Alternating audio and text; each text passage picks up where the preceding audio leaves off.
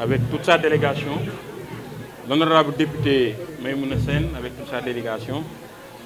mon ami, mon frère responsable de l'APR Ousseynou Diouf, Monsieur Kane, responsable des sages de Benno Bokk Yakaar, Madame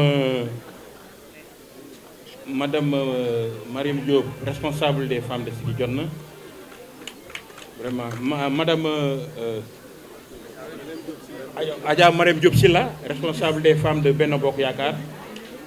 tous les responsables de base, femmes, hommes et jeunes, à bon rang et qualité. Je pense que nous sommes en train de sacrifier une tradition. Président Abdoulaye Dièye, je pense que bii mooy ñetteelu édition vraiment ñuy daje bu mel nii muy daje boo xam ni daje bu am solo la ndax dafa woote ni damay sargal sama militants yi di sargal sama responsable yi sargal sama sympathisants yi sargal en général la population thiessoise ndax dafa baaxoo saa yu ñu génnee ci élection comme dafay xat du mën a sol dàllam fu mu jaaroon mu jaaraat fa ndax loolu mooy yéeneem mu ne en attendant may def loolu dinaa dajale sama responsable yëpp war sargal leen wax leen ni kontaan naa ci yéen loolu nag dafa nekk lu am solo ndax nit buy liggéey waaw góor daf ko ci soxla waaye man damay laaj ndax ñun ñoo war a sargal président Abdoulaye Dièye wala moo ñu war a sargal waaw moom bu ñu ko laajee mu ne maa leen war a sargal yéen bu ñu leen laajee ngeen ni yéen a ko war a sargal man je me dis que ni moom war nañoo sargal ñun war nañ koo sargal lu tax ñun ñu war koo sargal président Abdoulaye Dièye xam nañ ni par coup de destin la duggee ci politique boo ko xamoon du quelqu'un du kenn koo xamee ni que daf la doon nuru ni kii war na mën a defi politique mais kenn mënul mooy sa destin yàlla dugal ko ci muy def politique mu am ay valeurs yoo xam ni daf ko indaale muy koo xam ni dafa am gëm-gëm am vision am endurance généreux parce que vision weesuwul nga ñëw ni je vais faire la politique autrement mooy je vais être exclusivement au service des populations mooy dama bëgg ànd ak population bi soppi xar kanamu Thiès te defe naa ni bi mu ci duggee ba léegi defe naa ni néew na fooy jaar te jëfam nekku fa walla fooy jaar te nit ñi dégguñu jëfam donc loolu mi ngi concrétiser vision bi mu amoon bi muy dugg beneen bi muy dafa am endurance parce que boo xoolee depuis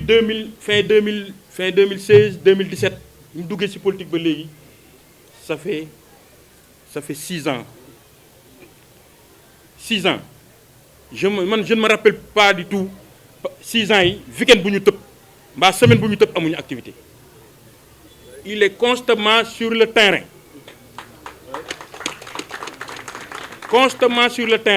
loxoom dugg ci fépp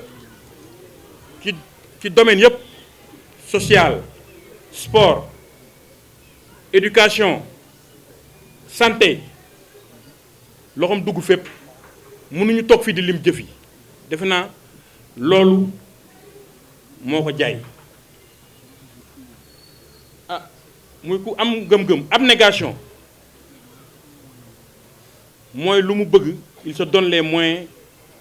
atteindre ko gëm-gëm bi mu am dina fexe dem ba mu jeex te loolu aussi du ménager moyen am du ménager finance am les moyens financiers, les moyens humains, les moyens techniques pour atteindre ces objectifs ndax lépp lu mu ci def xaalis la ci poosam la jógewul ci sama poos jógewul ci poosu keneen jógewul ci poosu Macky Sall ci poosam la ko jëlee ñëw jagleel ko population thiessoise. Mais man je vais mettre mes collaborateurs dans les conditions de travail pour atteindre les objectifs que je me suis fixés lu ñu joxoñ mu dagg ñun ñooy dem ba yërëm ko lu ñu joxoñ mu dagg loolu doyul mu tabax siège bi nekk nii mu ne je vais mettre dans des conditions optimales de travail mooy dama leen di tabaxal siège boo xam ne bu ngeen bëggee daje fa ngeen di daje di waxtaan fa ngeen daje di réunion ça vous permet di def seeni échange di animer siège bi di bon en quelque sorte vraiment d'animer le mouvement looy nas looy nocci foofu lañ koy defee mu jël xaalis bu weex tàll tabax ko siège bi un siège flambant neuf ne dama leen ko jagleel pour vous mettre dans des conditions de travail.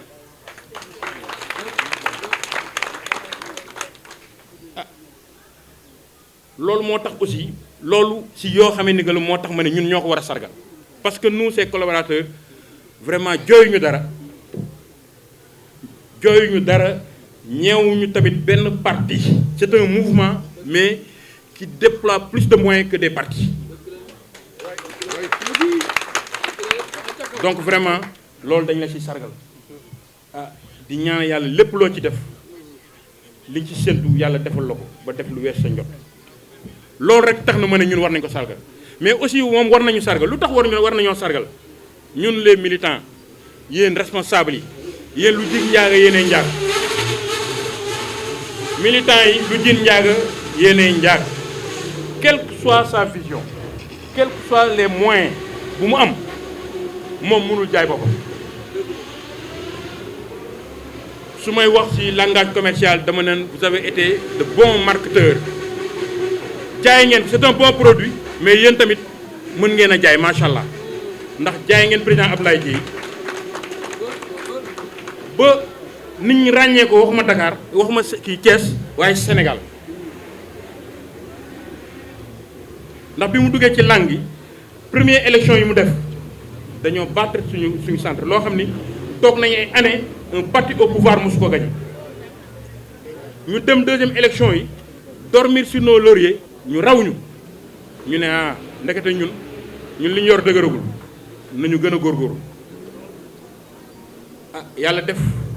ñu ne dañuy jublu ci élection locale yi di ñëw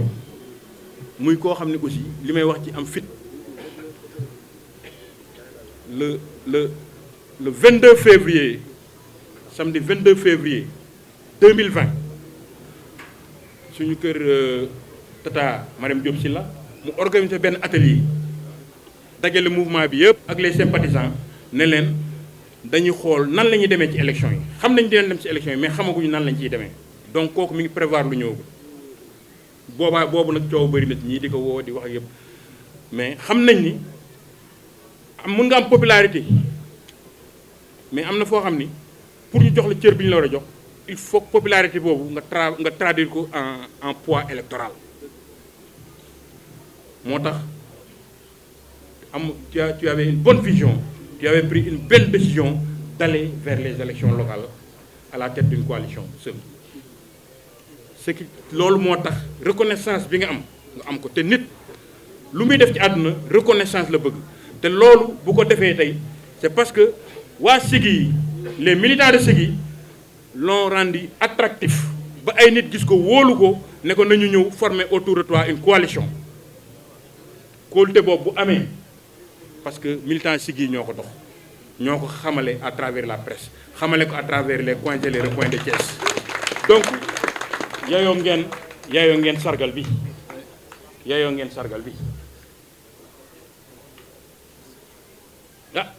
président mun naa taxaw ba fii ba suba di wax ndax vraiment ndaw mais également di magnifier la forte mobilisation bi ngeen xam ni vous êtes venu répondre à l'appel du président Abdoulaye Dièye parce que nag dama koy faral di wax ñun waa Siggi jot na ginaaru Abdoulaye Dièye moo ñu gënal gileemu bu manti doon parce qu'on a cheminé ensemble avec lui on a découvert un homme politique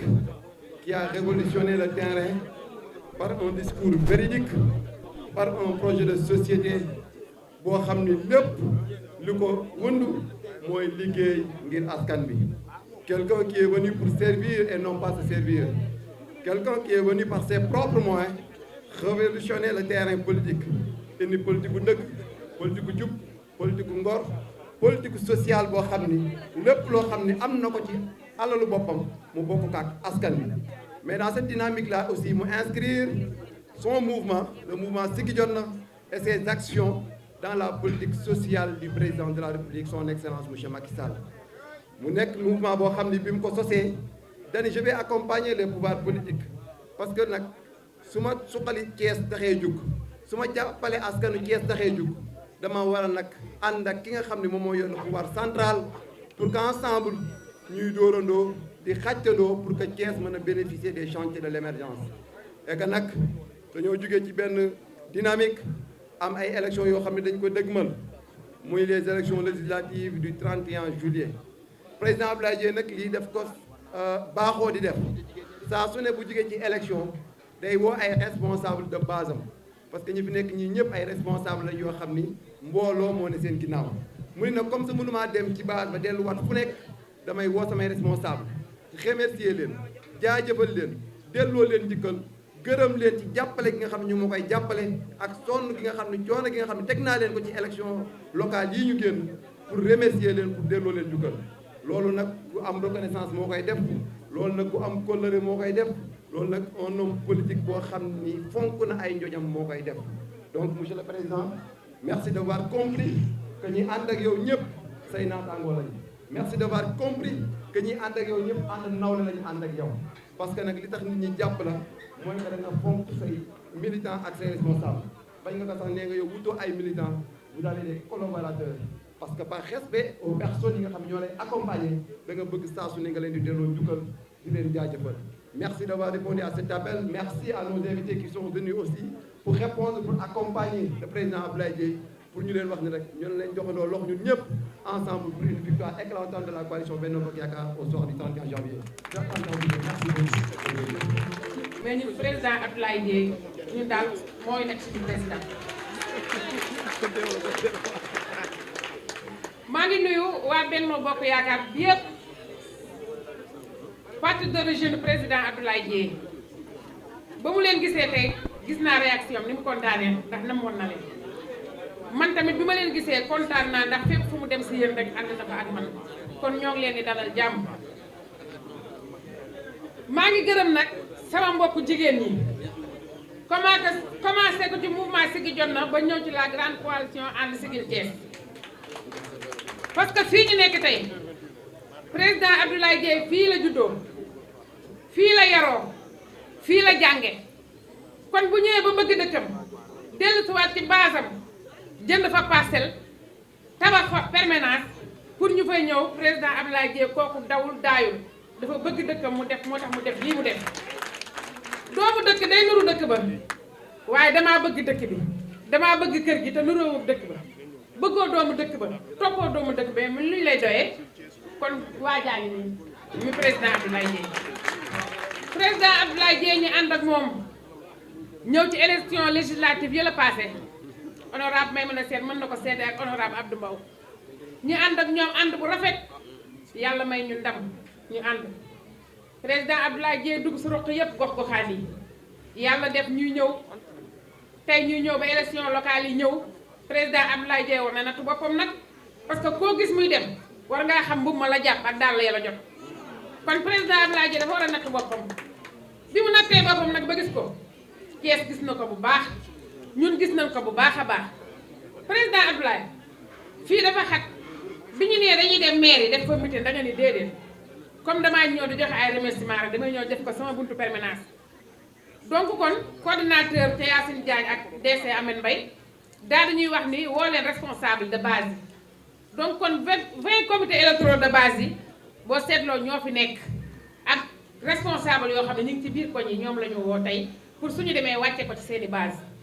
parce que président Abdoulaye Dièye def na un journée une quartier kon Thiès yëpp campagne bi ak pré campagne bi daal yendu ci koñ yi di proximité ci biir kër yi ak tànkam di toggaloo ay añ mu ñu fay fekk donc kon koñ bu ñu yendu rek añ yi foofu lañ doon fekk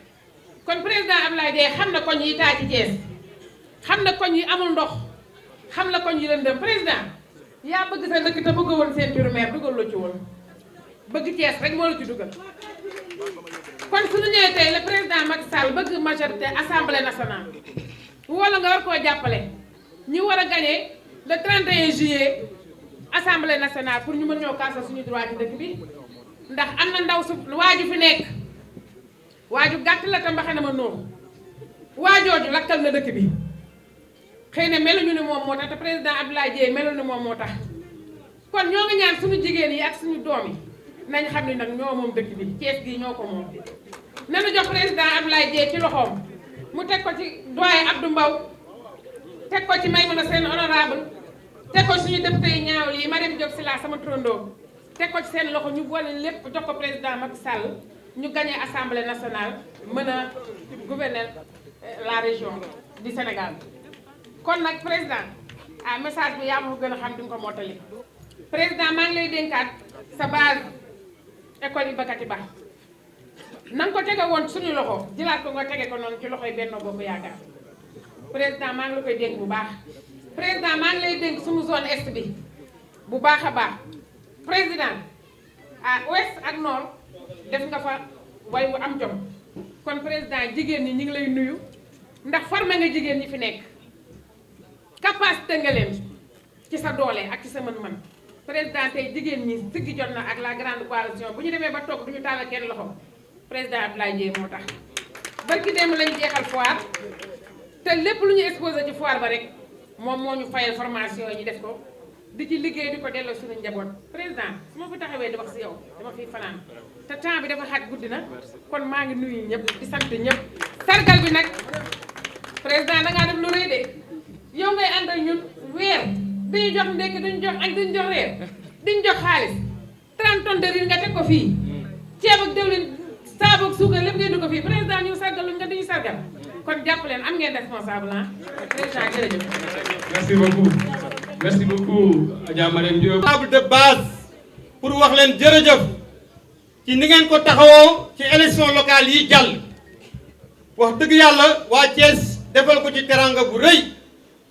waaye nag bi mu leen jaajëfalee ba pare mu woo leen pour xamal leen ne élection bii ñu jëm muy tànn député yi daf ci fas yéene ànd ak président Macky Sall ak la grande coalition Benno Bokk Yaakaar pour donner au président une majorité confortable pas une majorité mécanique pour jaay doole li ñuy doyee majorité bi mooy président continuer liggéey ndax ñaari camp moo fi nekk le camp du président Macky Sall muy le camp de l'émergence wax naa leen ne jigéen ñi financement yi ngeen di am ci DER ak di ko am ay soutien yu leen président di jàppale barki démb la génne 53 milliards jox ko ñu gën a néew doole yooyu yëpp ak xëyu ndaw ñi nga xam ne def na ci 150 milliards gis ngeen TER bi gis ngeen li muy liggéey ci infrastructure à travers le pays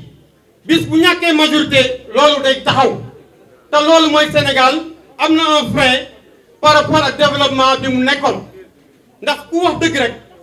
wax ne président Macky Sall mi ngi ci yoonu liggéey mi ngi liggéey wax dëgg yàlla jàmbar la foo laal rek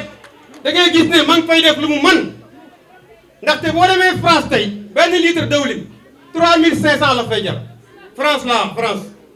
fii président Macky Sall dafa dugal subvention ay milliards pour mu oyof ci Sénégalais yi oyof ci panier de la ménagère loolu gouvernement bi daf ko war di wax nit ñi xam ko pour ñu xàmmee ràññaat les ñaari camps yi beneen camp bi nag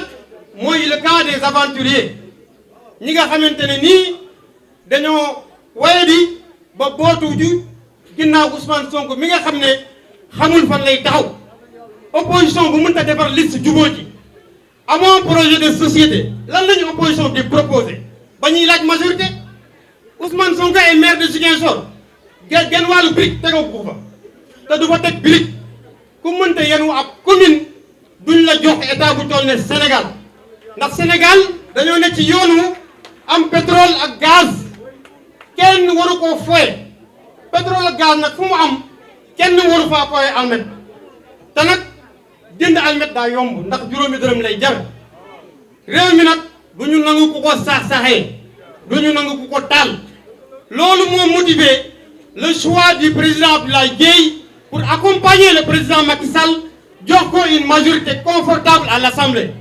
ndax Abdoulaye li ko soxal mooy population yi nekk ci jàmm mooy jeunesse bi am perspective mooy les femmes nekk ci entrepreneuriat mooy dëkk bi am économie mooy ñi sonn seen loxo jotul seen ginnaaw am ñu leen jàppale sur le plan social loolu moo tax mu jël option ànd ak le président Macky Sall ndaxte nag président woo na ko recevoir ko moom dina leen ko waxal boppam léegi tàllal ko loxo nekk dama bëgg nga ñëw ànd ak man ci législative bi mu nangul ko ko ñun aussi coalition bi ñu nangul ko ko loolu tax bu ñu wootee tey les responsables de base suñu si paree dañuy wàcc ci base bi ndax nag télé yi rajo yi ak yenn xamal leen lan moo xew lan mooy enjeu yi enjeu bi mooy président Macky Sall mi ngi ci yoon dañ ko war a accompagner encourager ko jigéen ñi nag seeni financement yi ngeen di séentu ak yi leen président nekk di leen jàppale nii bu ngeen fexee ba mu am majorité loolu moom mooy continuer Sénégal mën a jëm ca kanam donc nag élection bi dafa am solo bu kenn foyee carte électeurs yi ndax opposition bi du ñu war a wóolu wane nañ ko fitna moo leen tax a jóg ñun nag Sénégal jàmm lañ fi xam jàmm lañ fi xam sutura lañu xam ñoom nag saaga wax lu bon wàññi sutura kilifa diine yi wàññi sutura kilifa aada yi lañ fi nekkee amuñu respect ci kenn ñun nag wax nañ ko duñu ci bañ dara ndax ñun dañoo maase jamono Ousmane Sonko nag tolloo guñu fuñ koy wax bàyyi nañ laaj mbir mi président Macky Sall jarul mu koy tontu ndax romb na ko na bàyyi ñi war a wax ñu wax ñun nag mbir mi jaral nañu suñu bakkan pourquoi parce que avenir du Sénégal moo nekk en jeu donc du ñu ménager aucun effort ñun au niveau de la coalition citoyenne And Siggil Thiès derrière notre président le leader Abdoulaye Dièye le visionnaire ànd ak moom pour relever le défi d'abord fexe gagner largement à Thiès mais gagner avec la manière ñuy sargal aussi le président Idrissa Seck di ko jaajëfal bu baax a baax a baax di ko féliciter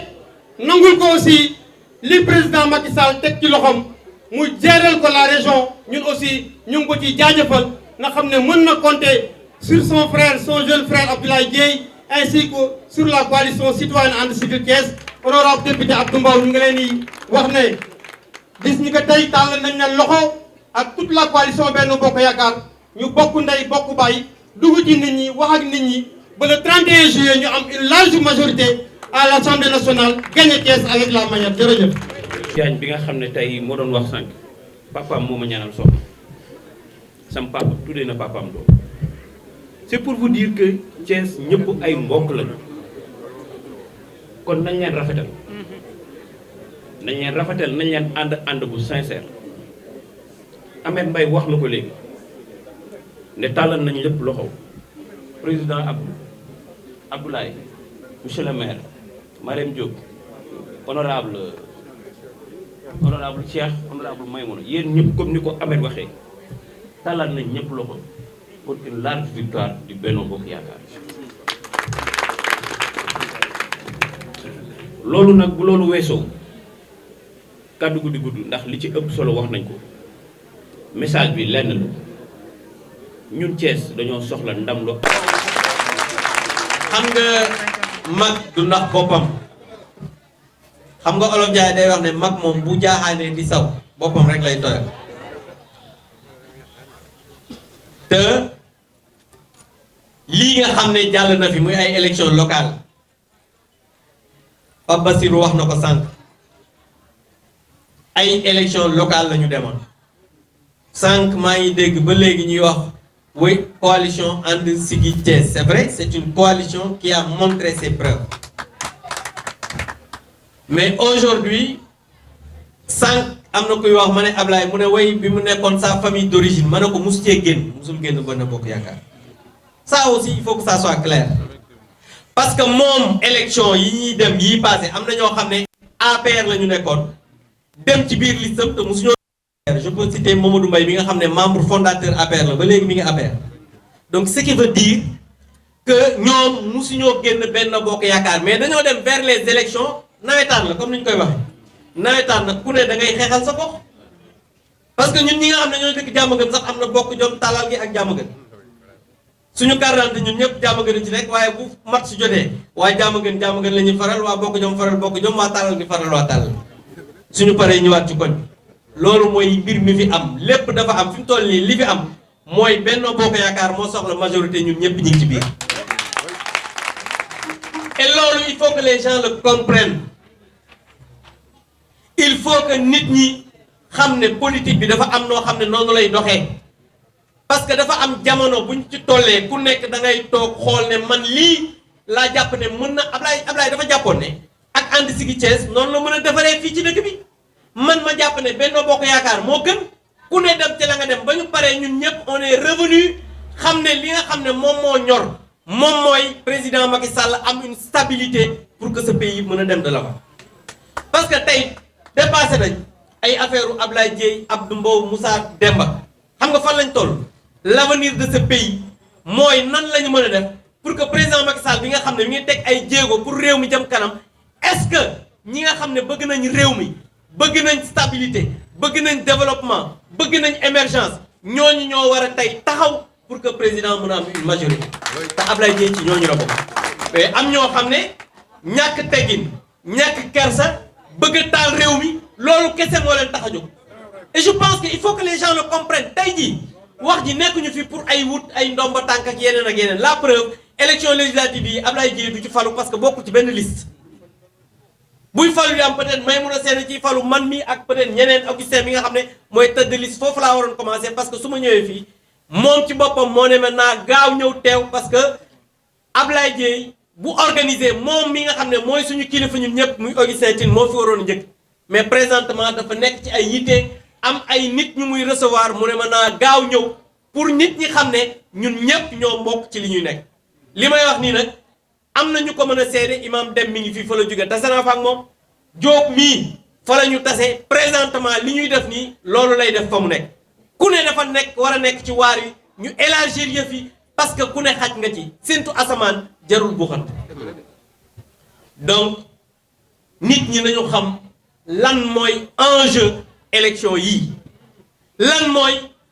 gagner avec la manière à Thiès parce que yàgg naa leen ko wax aujourd'hui à Thiès malheureusement on est dirigé par des minorités ki gagné suñu commune fi ñu nekk nii 23% la ñun ñu amoon 21 Ablaye am 20 donc ñun ñaar waxuma ñeneen ñi rek suñu boole woon lu ñu am waxuma la moom waaye du am sax ñaari conseil donc war ngeen a xam ne kon élection yi ñu jëm waxuñu waxu gagné parce que Pape Diop wax na léegi wax ji Pape Diop ku ne xam na ne su bëggee mën na te dina am su bëggee laa wax de sawar lool dina am waaye su bëggul it moom kenn mënu ci dara te comme moom nee na bëgg na dina solaat jiini parce que dafa simmi woon jiini nag bi passé bu ñu waxante dëgg rek léegi solaat na jiinam teg ay dàllam ànd ak ay rakam donc je pense que takk ndigam boole ci donc je pense que ces élections là leneen la ñuy wax maintenant nag il faut que loolu mu nekk bañ a nekk ay déclaration kese maanaam wax que mu doon loo xam ne dafay dëggu ci ñun parce que les hommes politiques souvent dafa am ñoo xam ne dañoo tàmm bu ñu taxawee nit ñi taxaw micro yi tiim leen ñu commencé nañu ànd nañu sincère nangam bu ñu demee def leneen il faut qu'on soit sincère ñu dëggu ci li ñuy def te xam ne mbir mi ku ne xaj nga ci et je pense que cette sincérité là man de personnellement gis naa ko ci nit ñi nga xam ne ñoo toog fii tey parce que nag ñun ñëpp ay mag lañ ay kilifa lañ te lii nga xam ne Ablaye moom la def ñu ñëw ci keneen bu defee leneen dañ ci war a def ba pare ñu takk suñuy daal nag dem ci nit ñi wax ak ñoom parce que gis nga jël suñuy oto def ci ay sirène jël sabar nekk ci dëkk bi di tànkal nit ñi gañewul élection il faut que ñu dem ci nit ñi waxtaan ak ñoom sensibiliser leen wax leen enjeu yi nga xam ne moom moo am parce que léegi nii maa ngi wax ak Pape Diop ma ne ko sa doom ji nga xam ne judd na en 2012 kooku xamul Idrissa mais kooku dañoo war a waxtaan ak moom c'est pas parce que doomu Pape Diop la rek dafa war a ànd ak ñun déedéet il faut que ñu waxtaan ak ñoom wax leen les enjeux pour qu'ils comprennent exactement ce qui se passe cette jeunesse a besoin que ñu édifier leen wax leen lan moo xew ci réew mi ne leen président Macky Sall lii la def comme développement ne leen lii la def comme infrastructure ne leen wàllu jàng mi lii la ciy def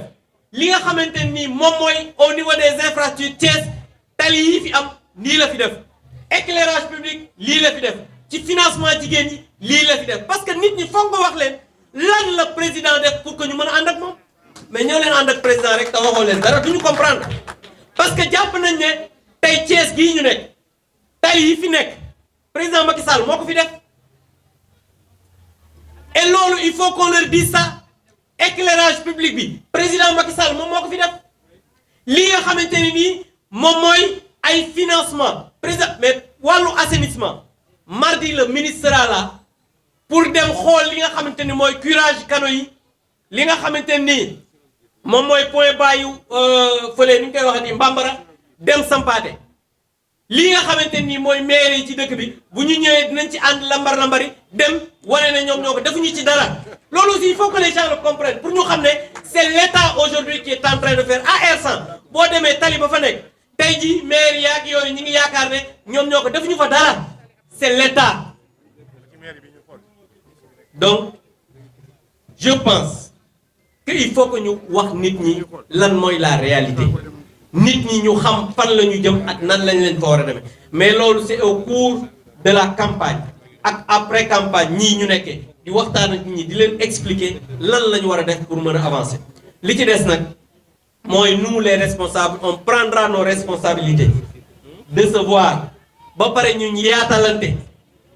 ba gëmante jàmm ba pare xam ne ku nekk lii cëram na nga ko jox Ablaye Dieye aujourd'hui suñu ñëwee mu organiser ñu ne dañuy ñëw am na loo xam ne suñ ko waxee peut-être moom mën naa bañ a gis boppam mais ñi ma àndal nañ ne kat ñun suñu kilifa am na lu mu yelloo mais nit nag la mu yelloon da nga ko koy jox parce que jàpp naa ne loolu mooy rafetal ànd mooy neexal ànd waaye boo bëggee toog rek du ñëw nga ne naa jël lépp je pense que am na foo xamante ni suñu fa yeggee nag les gens prendront leur responsabilité donc voilà un peu li nga xamante ni bëggoon naa ko wax di wax ne man maa ngi baal ñëpp ak di baalu ñëpp ak parce que peut-être souvent incompréhension dina am parce que man sama position peut-être mënul jom mais xam naa ko parce que yàlla def na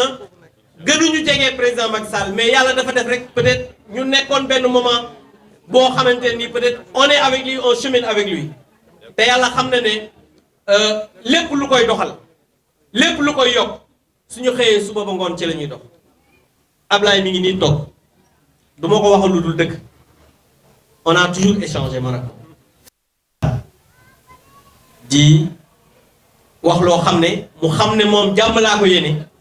ma xam ne moom jàmm la ma yéene parce que nag aussi Ablaye Dieye c'est un homme d'affaires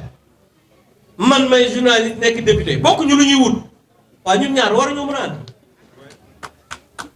mais parce que nag su fekkee ne man li muy wut dama ne waru koo am damay bëgg a soxor moom su ne li may te loolu amul suñu diggante ku nekk war nañ mën a travailler pour que chacun mën a servir li nga xamante ni moom ngay def et moom suñu waxalee yàlla lu baax mi ngi koy def di dimbali nit ñi à Thiès bu fekkee ne nit ñi mu àndal ñëpp amu ci parce que dafa judd fekk nit ñi di ndekki di añ di reer mënul yor ndekki añ ak reeru nit ñi mais c'est juste parce que jox na cër nit ñi déglu na nit ñi woote nit ñi ànd ak moom ku nekk sa wet ngay woote nit ñi ànd ak yow parce que c'est comme ça qu'il faut faire et je pense que la force de toutes les personnes moom mooy def une forte coalition donc voilà li nga xamante ni bëggoon naa ko wax di sant ñëpp di gërëm ñëpp wasalaamaaleykum wa rahmatullah. maa ngi sant sama famille bi nga xamante ni tey ñoo ma permettre ma dugg ci politique ñoo ma jàppale ñoo ma yiir ñoo ma aar sama yaay maa ngi koy sant bu baax Adja Maimouna Ndiaye maa ngi sant samay frères ñu ngi nii toog si sama gannaaw Sanor mu ngi fii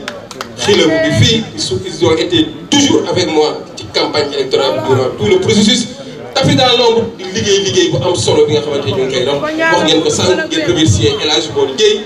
moom je pense que ñëpp gisuñu ko mais la logistique bi nga xamante ni yëpp moo ko doon jël di ko jox sama frère Thiam donc ñooñu c'est ma famille dir ki nag booy santal bay ci say wewu tànk donc sant naa leen bu baax a baax remercier soxna yi bu baax a baax ci taxawaay bi nga xamante ne am nañ ko remercier samay doom parce que it c'est pas facile ngay bàyyi sa njaboot ñu nekk Ndakaaru toog lu yàgg te duñ la gis mais ñoom comprendre nañu ma bu baax donc ñu leen di sant bu baax di leen gërëm mais également sant notre vénéré Cheikh Serigne Modou Kara qui a été très généreux jël le coordonnateur de son parti Lamine Sène notre mandataire bu jox ñu ko ñu ànd ak moom liggéey je pense tey campagne bi bu neexee en son et en tambour je pense que ce sont les talibés de Serigne Modou Kara.